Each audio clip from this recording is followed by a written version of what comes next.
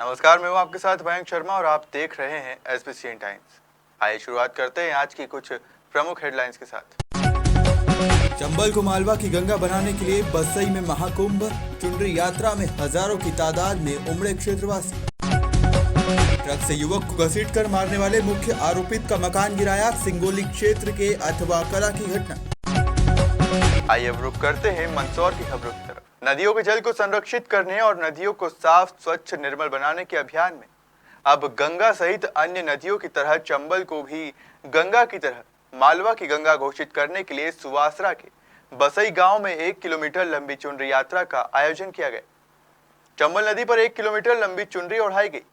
कार्यक्रम में भाजपा के राष्ट्रीय महासचिव कैलाश विजयवर्गीय, रामानंद सागर की रामायण में राम का किरदार निभाने वाले अरुण गोविल भी शामिल हुए। मध्य प्रदेश के मंदसौर में चंबल नदी को मालवा की गंगा घोषित करने के लिए तथा चंबल नदी को पवित्र और साफ सुथरा बनाने के लिए जन जागरण अभियान शुरू किया गया है। इसके लिए संत मधुसूदन जी ने इसे जन जन का अभियान बनाने के लिए चुनरी यात्रा का आयोजन किया। इस आयोजन में हजारों लोग शामिल हुए। 1 किलोमीटर लंबी चुनरी चंबल नदी पर उड़ाई गई। इसे 1 किलोमीटर लंबी चुनरी यात्रा में भाजपा के राष्ट्रीय महासचिव कैलाश विजयवर्गीय, रामानंद सागर की रामायण में राम का किरदार निभाने वाले अरुण गोविल, भाजपा के सांसद सुधीर गुप्ता, मंत्री हरदीप सिंह डंग सहित हजारों लोग शामिल हुए। आयोजन के पहले प्रशासन ने 144 धारा लागू की थी। उसके बावजूद इस आयोजन में हजारों लोग इकट्ठा हुए। कार्यक्रम में आए भाजपा के राष्ट्रीय महासचिव कैलाश विजयवर्गीय ने कहा कि हमारी परंपरा रही है कि नदियां स्वच्छ और निर्मल रहे। चंबल नदी को भी मालवा की गंगा कहा जाता है। यहाँ के पानी से मंदसौर और नीमच जिले में पेयजल सहित किसानों की फसलों की सिंचाई भी होती है। इसलिए हम सब का दायित्व बनता है कि हम नदियों को सुरक्षित करें और इनको प्रदूषण से बचाएं। कैलाश विजयवर्गीय ने कहा कि फसलों में अगर कोई नुकसान हुआ है तो शिवराज सिंह चौहान की सरकार किसानों को मुआवजा देगी।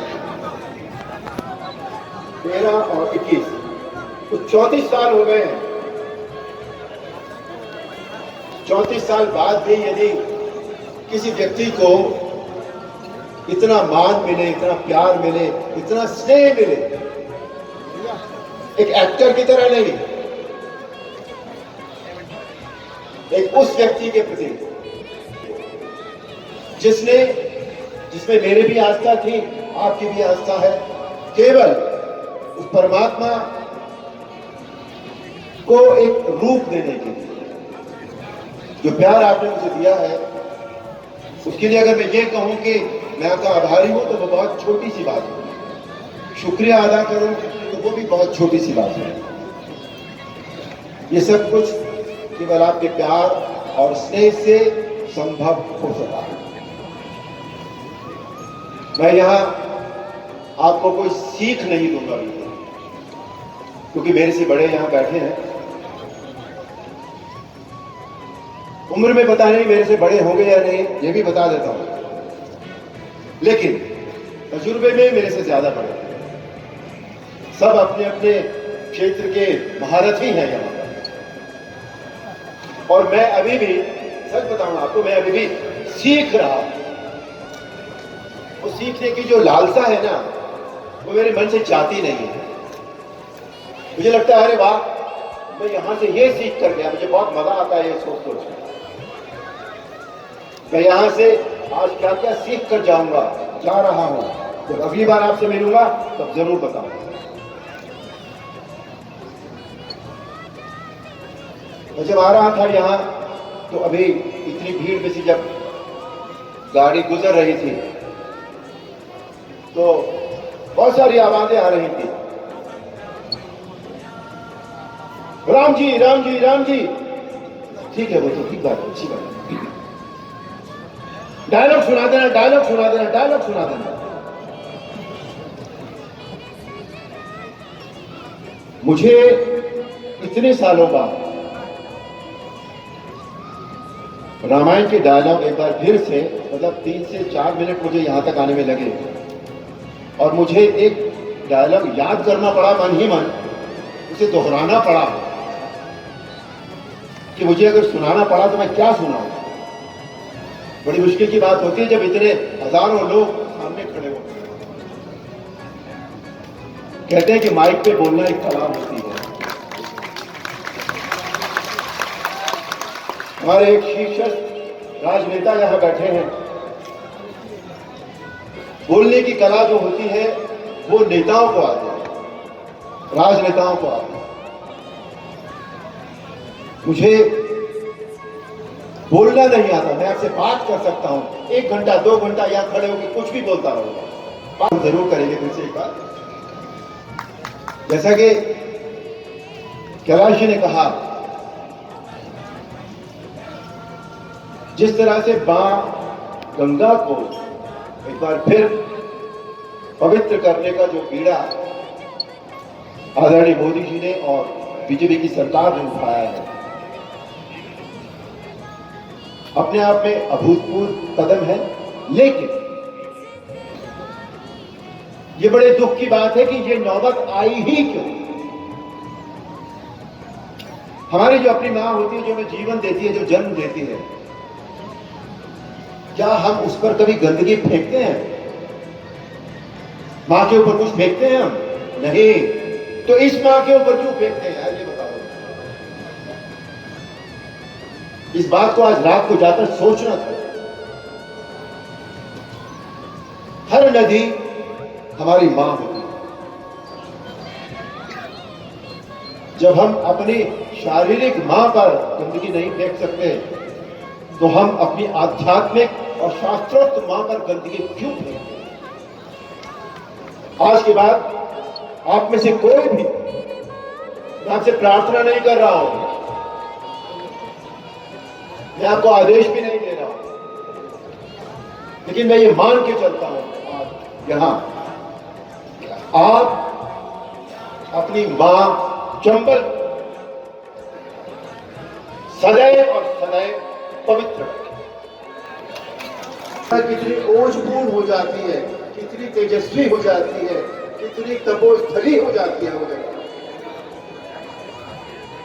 आज मालवा के इस पवित्र भूमि पर, मालवा के इस हिस्से में मेरा आना पहली बार हुआ। इंदौर आना बहुत हुआ, उज्जैन में बहुत बार महाकाल के दर्शन किए, लेकिन इस पर्टिकुलर एरिया में मुझे पहली बार आने का मौका मिला, जिसके लिए मैं आभार प्रकट करना चाहूंगा हमारे पूज्य महाराज जी का।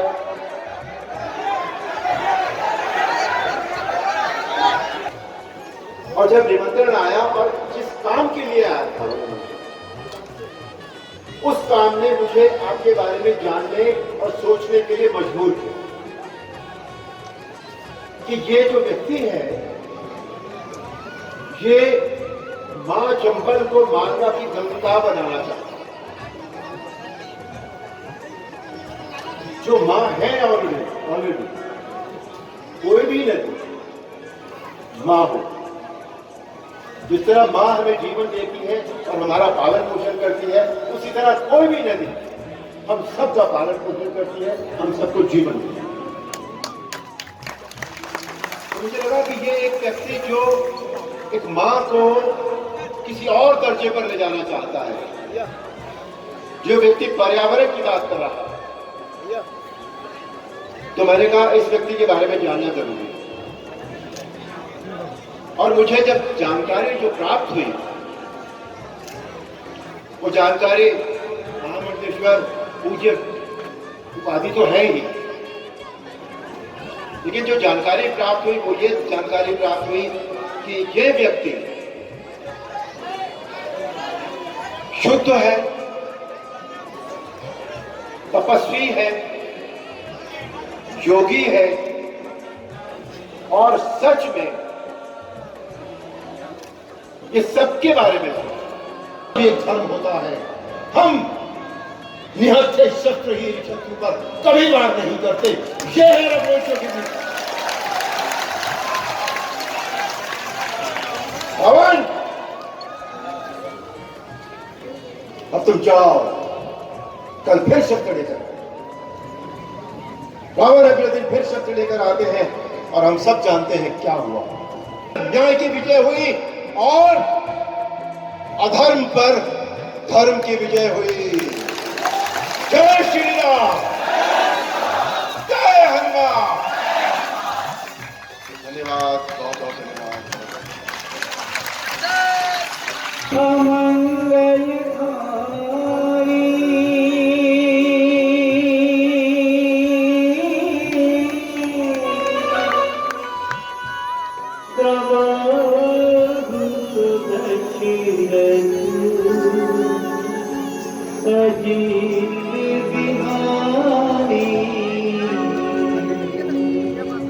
राम सिया राम जय जय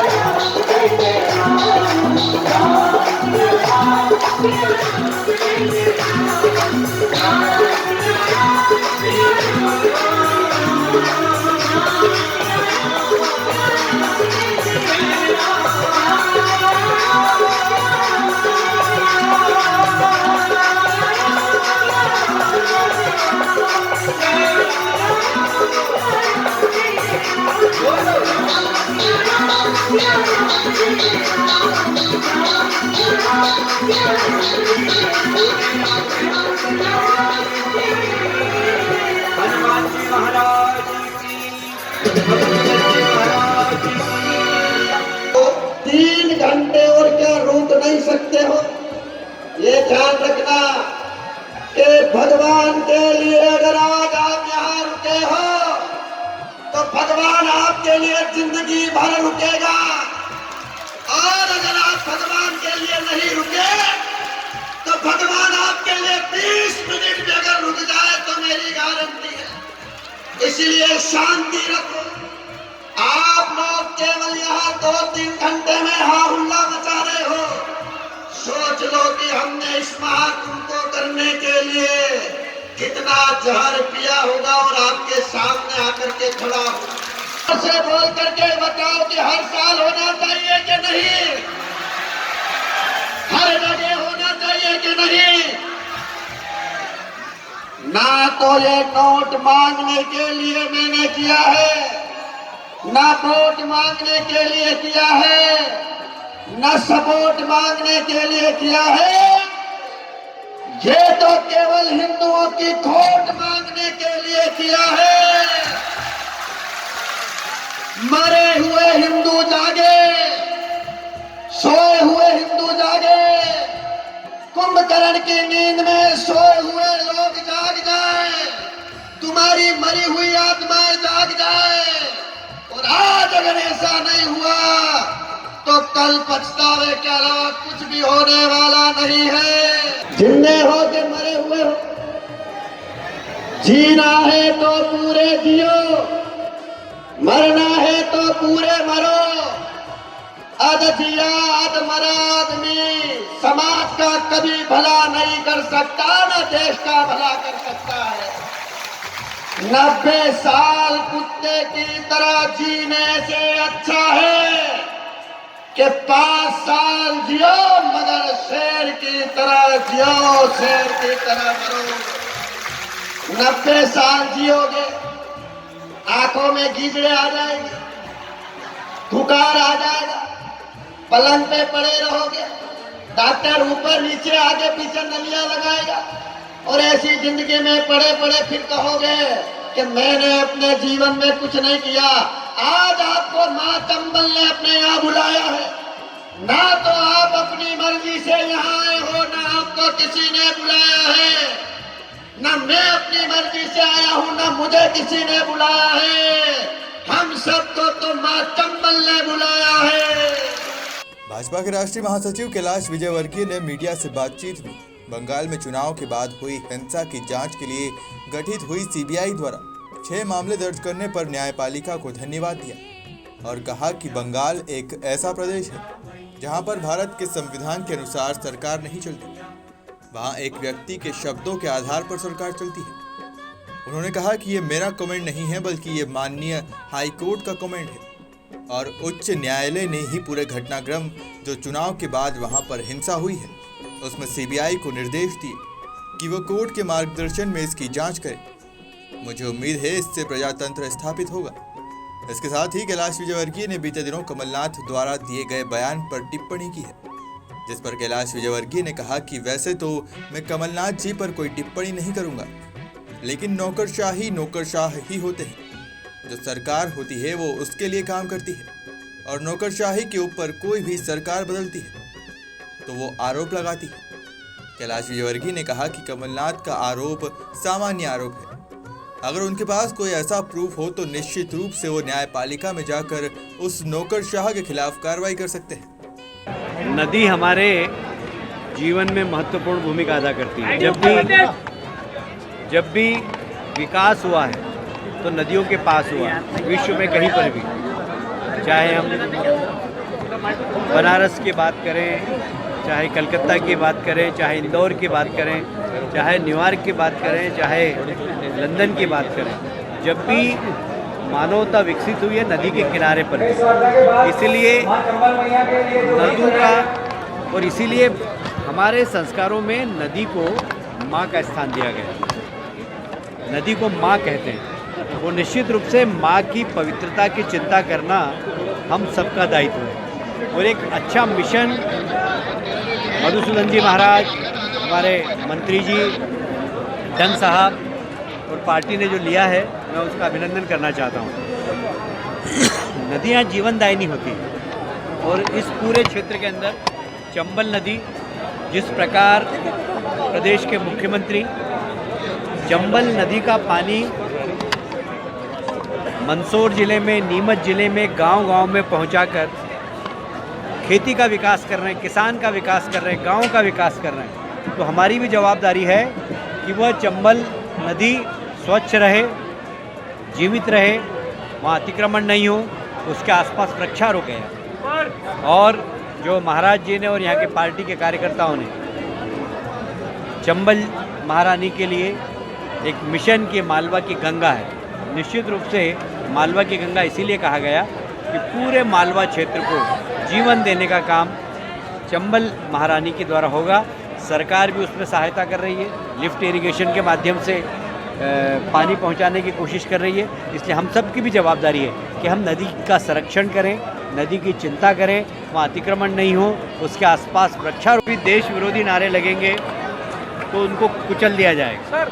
और सरकार से मैं निवेदन करूंगा कि ऐसी प्रवृत्तियां, और समाज से भी निवेदन करूंगा कि ऐसी प्रवृत्तियां को हमें बिल्कुल प्रोत्साहित नहीं करना है, ऐसी प्रवृत्तियां कुचल देना चाहिए। क्योंकि यह देश जो स्वतंत्र हुआ है ये बहुत सारे नौजवानों के बलिदान से हुआ है। बहुत सारे नौजवानों ने फांसी के फंदे को चुमा है, फिरंगियों की गोली को अपनी छाती पर झेला है जब इस देश को स्वतंत्रता मिली है। और ऐसे समय में इस स्वतंत्र देश के अंदर कोई हमारे दुश्मन के लिए जयकार के नारे लगाएगा तो उसे कभी बर्दाश्त। ये कांग्रेस का बिल्कुल आंतरिक मामला है और कांग्रेस के संस्कार भी यही हैं कि वहाँ ईंट से ईंट बजाने की ही बात की जाती है। और इसीलिए आज वह कांग्रेस जिसने लगातार सदियों तक इस देश में राज किया, वह कांग्रेस छोटी होती जा रही है। नेतृत्व के ऊपर जनता को विश्वास नहीं है और जहाँ सरकारें वहाँ पर अस्थिरता है। जहाँ पर भी सरकारें, छत्तीसगढ़ में भाग दौड़ हो रही है, पंजाब में भाग दौड़ हो रही है। कुल मिलाकर कांग्रेस के पास अभी नेतृत्व जो है उसके प्रति न कांग्रेस के कार्यकर्ताओं का विश्वास है न जनता का। न्यायपालिका को धन्यवाद देना चाहूँगा क्योंकि बंगाल एक ऐसा प्रदेश है जहाँ पर भारत के संविधान के अनुसार सरकार नहीं चलती, वहाँ एक व्यक्ति के शब्दों के आधार पर सरकार चलती है। ये मेरा कमेंट नहीं है, ये हाईकोर्ट का कमेंट। और माननीय उच्च न्यायालय ने पूरी घटनाक्रम, चुनाव के बाद की जो हिंसा हुई उस पर सीबीआई की जांच, जितने भी हत्याएं हुई और जितने रेप हुए उसमें सीबीआई को निर्देश दिए कि वे कोर्ट के मार्गदर्शन में इसकी जांच करें। मुझे उम्मीद है इससे प्रजातंत्र स्थापित होगा, इससे लॉ एंड ऑर्डर वहाँ पर ठीक होगा, इस रूल ऑफ कानून पंजाब में, पश्चिम बंगाल में लागू होगा। और इसलिए मैं न्यायपालिका को धन्यवाद देना चाहता हूँ और निश्चित रूप से वहाँ की जनता को, जो भारतीय जनता पार्टी समर्थक थी, उन्हें उच्चतम उच्च न्यायालय के निर्णय से न्याय मिले। सुवासरा क्षेत्र के गांव बसई में शनिवार को चंबल को मालवा की गंगा बनाने की मांग को लेकर महामंडलेश्वर मधुसूदन शास्त्री के नेतृत्व में आयोजित इस विशाल महाकुंभ में 50,000 से अधिक की संख्या में लोग पहुंचे। आयोजन के पूर्व प्रशासन ने यहां कोविड गाइडलाइन के दिशा निर्देश जारी किए और बड़ी संख्या में आयोजन को ना करने की अपील आयोजकों से की गई। बावजूद इसके आस्था के चलते हजारों की तादाद में लोग बसई गांव के चंबल तट की ओर उमड़े और शाम तक भक्तिमय माहौल से सरोबार ये आयोजन पूरा हुआ। सुरक्षा के लिहाज से बड़ी संख्या में पुलिस बल तैनात रहा। वसई से एसबीसीएन रिपोर्टर ललित शंकर धाकड़, शुभम चौहान के साथ देवेंद्र मौर्य की रिपोर्ट।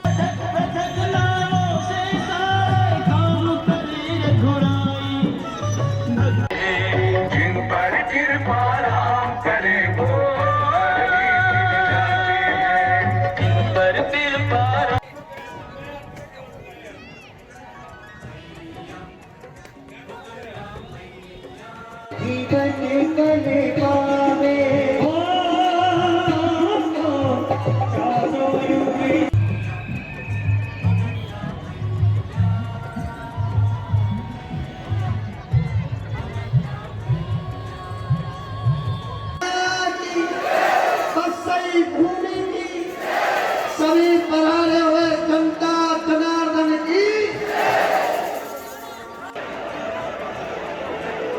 मैं स्वागत के लिए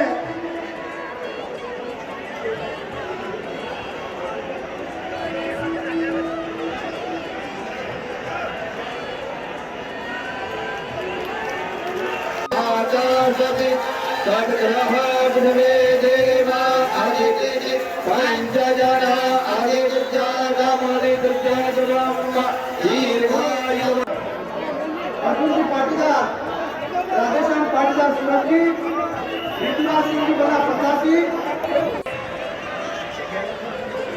मैं स्वागत के लिए मैं आमंत्रित करता हूँ सोनू केरागी जी।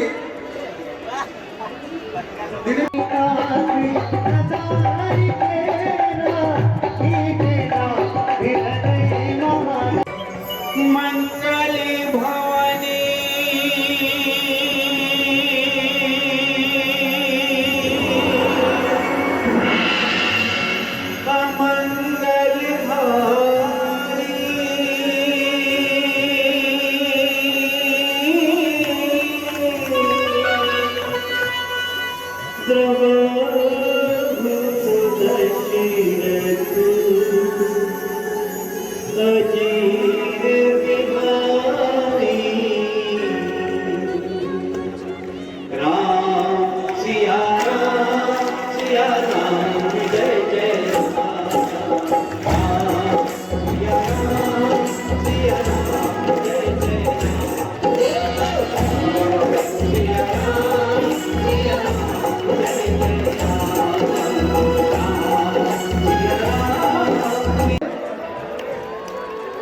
भगवान सिंह जी सत्ताओं जी आए और माननीय सावन माह के समापन अवसर पर मंदसौर के अष्टमुखी भगवान पशुपतिनाथ को 56 भोग रविवार दोपहर लगाया गया। इससे पूर्व महारुद्राभिषेक महाआरती आयोजन भी हुआ। वहीं महादेव का आकर्षक श्रृंगार भी किया गया। गौरतलब है कि प्रतिवर्ष प्रातःकालीन आरती मंडल द्वारा पवित्र सावन माह का समापन बाबा पशुपतिनाथ को 56 भोग लगाकर किया जाता है, जिसमें बाबा को 56 प्रकार का नैवेद्य भोग लगाया जाता है।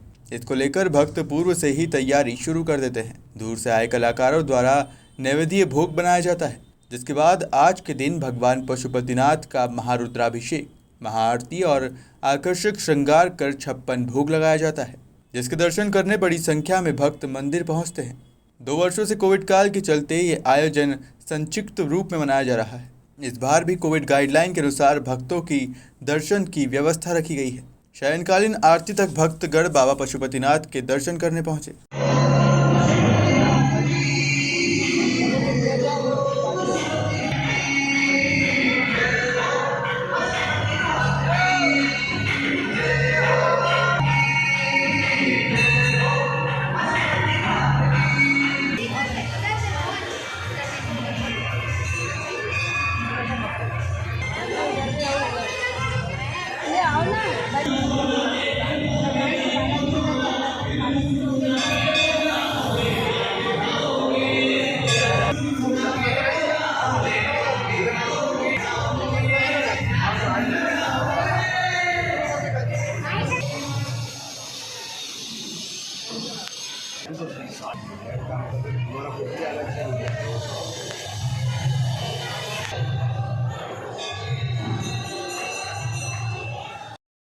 यहाँ पर आज हमारा टूर बना था और मैं पशुपतिनाथ महादेव आने का मौका मिला। काफ़ी अच्छा मंदिर है। यहाँ पर फर्स्ट टाइम मैं आया हूँ, मुझे बहुत अच्छा लगा यहाँ पर आने के बाद में। और मेरा संजोग बैठा कि यहाँ पर 56 भोग का महोत्सव हो रहा था, वही से इतने बढ़िया दर्शन हमें प्राप्त हुए। तो महादेव का बहुत बड़ा आशीर्वाद है और इनका आशीर्वाद प्यार ऐसे बना रहे। काफ़ी अच्छा मंदिर है। मैं यहाँ के निवासी से, बाहर के जो राजस्थान MP जहाँ के भी लोग हैं, सबसे निवेदन करता हूँ कि एक बार पशुपतिनाथ आए, यहाँ पर दर्शन करें। काफ़ी अच्छा मन प्रसन्न हो जाएगा। जी, मैं उदयपुर से आया हूँ विशेष यहाँ पर पशुपतिनाथ भगवान का 56 भोग का श्रृंगार का दर्शन करने के लिए। हर वर्ष मैं यहाँ पर पिछले 6 सालों से आ रहा हूँ इसी श्रृंगार के दर्शन के लिए। यहाँ पर इस दिन 56 तरह की मिठाइयों से भगवान का श्रृंगार किया जाता है, अलग अलग विशेष फूलों से किया जाता है और भजन संध्या का आयोजन किया जाता है और सब यहाँ पर भगवान की भक्ति में बिल्कुल भाव हो जाते हैं। ऐसा यहाँ का विशेष माहौल होता है इस दिन का और इसके लिए मैं हर वर्ष आता हूँ यहाँ। प्रातःकालीन आरती मंडल द्वारा प्रतिवर्ष पूरा श्रावण मास निरंतर पंच ब्राह्मणों द्वारा रुद्राष्टाध्याय का पाठ होता है। भगवान पशुपतिनाथ का पंचामृत, दूध, दही, घी, शक्कर, शहद इत्यादि से जलाभिषेक किया जाता है। उसी की पूर्णाहुति को लेकर हर वर्ष की तरह इस वर्ष भी भगवान पशुपतिनाथ के द्वार पर श्रावण मास के बाद पुनः प्रथम रविवार के दिन भगवान पशुपतिनाथ महादेव को 56 भोग का नैवेद्य का आयोजन किया गया, जिसमें मंडल के सभी पदाधिकारी, सब मंडल के सदस्य और कई भक्तजन ने भगवान पशुपतिनाथ का पूजा की। सविधि पूजा करने के बाद भगवान का अभिषेक किया गया। अभिषेक करने के बाद भगवान को 21 ब्राह्मणों द्वारा नमक चमक के पार से लघु रुद्र से अभिषेक किया गया। भगवान का मावे से, भांग से, इलायची, सूखे मेवे से भगवान का आकर्षक श्रृंगार किया गया। भगवान को पगड़ी पहनाई गई तथा हर वर्ष की तरह इस वर्ष भी भगवान को लड्डू, मटड़ी, मिठाई, पूड़ी, अनेक तरह की विभिन्न तरह की मिठाइयों द्वारा भगवान को 56 भोग का आयोजन किया गया तथा श्रावण की पूर्णाहुति की गई। आइए अब रुक करते हैं नीमच की खबरों की तरफ। रविवार सुबह नीमच के दशहरा मैदान स्थित टाउन हॉल पर प्रधानमंत्री स्वनिधि योजना के तहत संवाद कार्यक्रम का आयोजन किया गया। कार्यक्रम में मुख्य अतिथि के रूप में नीमच विधायक दिलीप सिंह परिहार उपस्थित रहे। इस दौरान वीडियो कॉन्फ्रेंसिंग के माध्यम से मध्य प्रदेश के मुख्यमंत्री शिवराज सिंह चौहान ने उपस्थित सभी हितग्राहियों और जनप्रतिनिधियों को संबोधित करते हुए कार्यक्रम में नीमच कलेक्टर मयंक जो ठेला चलाते हैं, अपना व्यापार व्यवसाय करते हैं, मनिहारी का सामान बेचते हैं, फूल माला बेचते हैं, सुतारी का काम करते हैं, लुगारी का काम करते हैं, सब्जी बेचते हैं।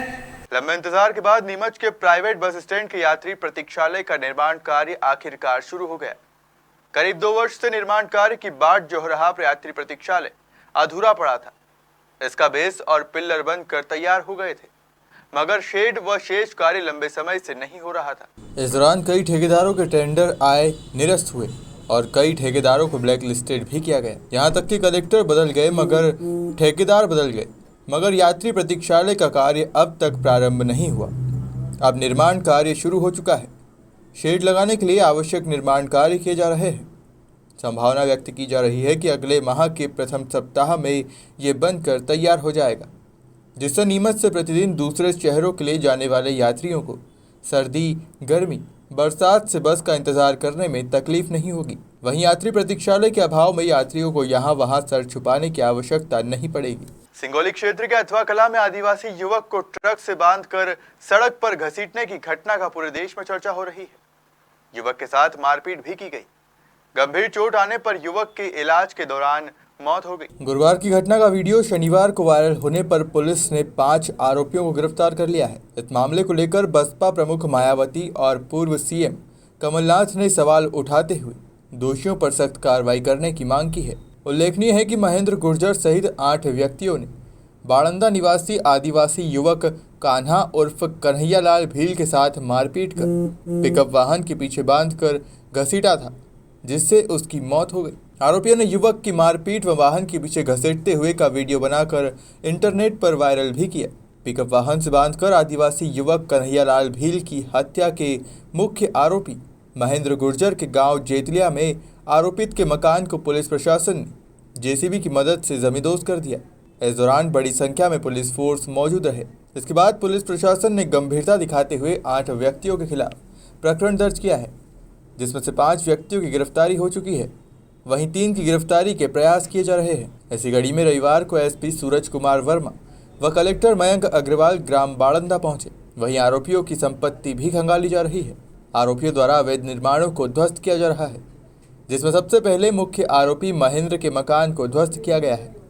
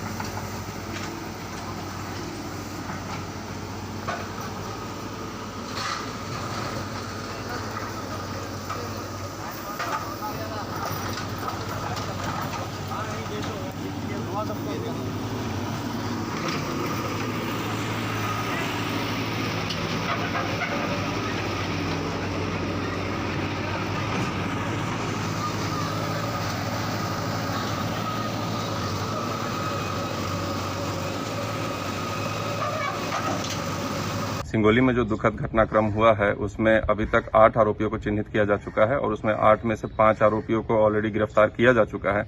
इन सभी आरोपियों के जो भी अवैध संपत्ति है, क्रिमिनल बैकग्राउंड है, सभी चेक किया गया है और इसमें जिनके भी अवैध संपत्ति, अतिक्रमण की संपत्ति है, उन सबको ध्वस्त किया जा रहा है। आज सुबह से पुलिस और प्रशासन का पूरा अमला उसमें लगा हुआ है और जो भी इस तरह की विकृत मानसिकता वाले लोग हैं उनके ऊपर सख्त से सख्त कार्रवाई की जा रही है और पुलिस मुख्यालय और प्रदेश सरकार के भी यही निर्देश हैं कि इसमें किसी से कोई रियायत की कोई गुंजाइश नहीं है और जो भी इसमें चिन्हित हुए हैं, जो अभी शेष बचे हुए हैं, उन आरोपियों को भी तत्काल गिरफ्तार कर इस पूरे प्रकरण में फास्ट ट्रैक कोर्ट से ट्रायल करवाकर दोषियों को शीघ्र से शीघ्र सजा दिलवाया जाएगा। रविवार को सुबह रामपुरा शासकीय चिकित्सालय में अमरपुरा निवासी 27 वर्षीय गर्भवती विद्याबाई धनगर महिला की मौत हो गई। महिला के पति सत्यनारायण धनगर व परिजनों ने आरोप लगाया कि महिला को देर रात डिलीवरी हेतु चिकित्सालय लाया गया था, लेकिन उपस्थित स्टाफ ने कोई देखरेख नहीं की व प्रसव हेतु प्रसूति कक्ष में सुला दिया था। सुबह तक परिजनों को कोई सूचना नहीं दी गई। ऐसे में परिजनों ने जब युवती को देखा तो मृत अवस्था में मिली। सूचना मिलते ही ग्रामीण जन व परिजन अस्पताल परिसर में एकत्रित हो गए व डॉक्टरों पर लापरवाही का आरोप लगाया है। सूचना पर रामपुरा तहसीलदार गजेंद्र सिंह चौहान, रामपुरा तहसीलदार व कुकड़ेश्वर थाना प्रभारी संदीप तोमर, मनासा एसडीओपी संजीव कुमार मूले, एसडीएम आकांक्षा किटोरिया व पुलिस मौके पर पहुंची व मामले में परिजन व ग्रामीण जनों को आश्वासन देकर शांत करवाया।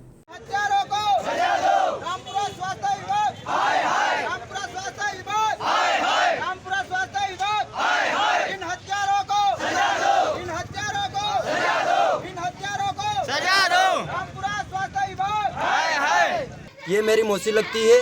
मैं यहाँ पे आया, मेरे मामा ने मेरे को कॉल किया 8 बजे। मैं समथिंग 8:30 पौने 9 पे यहाँ पे आ गया था। उस टाइम वो जिंदा थी और वो लड़का मर चुका था। तो इन्होंने बोला कि इस लड़के को जल्दी से यहाँ से लेके गांव जाओ। हम दोनों यहाँ से निकले, ठीक है। वो जिंदा थी। तो हम यहाँ पे आए, मैं तीन बार नर्स को वहाँ पे बुलाने गया, कोई भी नर्स बाहर नहीं आई और बोलती कुछ भी नहीं, अभी आ रहे डॉक्टर साहब देख लेंगे, ठीक है। उसके बाद वो नर्स बाहर नहीं आई। बाहर आने के बाद फिर मैंने तीन बार उनको, मैडम देख लो कुछ भी हो तो उनको नीमच ले जाए, मना से ले जाए, कुछ तो करें हम, तो कुछ नहीं बोला, कुछ भी जवाब नहीं दिया। फिर हम चंदरपुरा गए, चंदरपुरा वो लड़के को वहाँ पे रख के वहाँ से फ़ोन आया, फिर मैं 15 मिनट में यहाँ पहुँचा, 15 मिनट बाद वो लड़की मर चुकी थी। बस ये हुआ, और इन डॉक्टरों की लापरवाही की वजह से वो मरी है।